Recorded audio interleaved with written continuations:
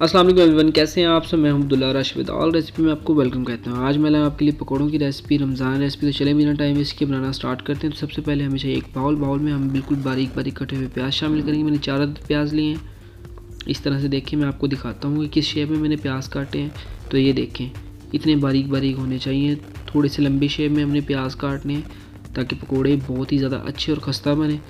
अब हम इसमें शामिल करेंगे 1 टेबल स्पून लाल मिर्च और हाफ़ टेबल स्पून हम इसमें शामिल करेंगे हल्दी। इससे टेक्सचर बहुत ही ज़बरदस्त आता है। अब हम इसमें शामिल करेंगे 1 टेबल स्पून ज़ीरा पाउडर और हम इसमें शामिल करेंगे नमक हस्बे ज़रूरत। मैं इसमें 1 टेबल स्पून नमक शामिल कर रहा हूँ। 2 से 3 अदद कटी हुई हरी मिर्च। अब हम इसमें 1 कटोरी धनिया की शामिल करेंगे, अच्छे से मिक्स कर लेंगे।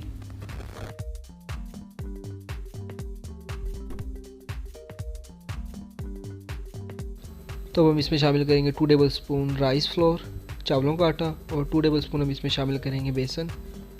चावलों के आटे से बहुत ही ज़्यादा खस्ता बनते हैं पकोड़े। अच्छे से मिक्स कर लेंगे। पानी बिल्कुल 1 से 2 चम्मच डालेंगे। थोड़ा सा हमने हमारा मिक्सचर को हार्ड रखना है। इस तरह से देखें, नरम नहीं करना, हमने डीप फ्राई करने। इस तरह से देखें। अल्हम्दुलिल्लाह देखें माशाल्लाह। ये फ्लेम को हम इसमें नॉर्मल रखेंगे ताकि हमारे पकोड़े जले ना। ज़्यादा फ्लेम रखने से ऐसा होता है कि ऊपर से तो पक जाते हैं पर अंदर से नरम रहते हैं, पकते नहीं अच्छे से, कच्चे रह जाते हैं। तो ये ले माशाल्लाह माशाल्लाह हमारी रेसिपी बनकर तैयार हो गई है।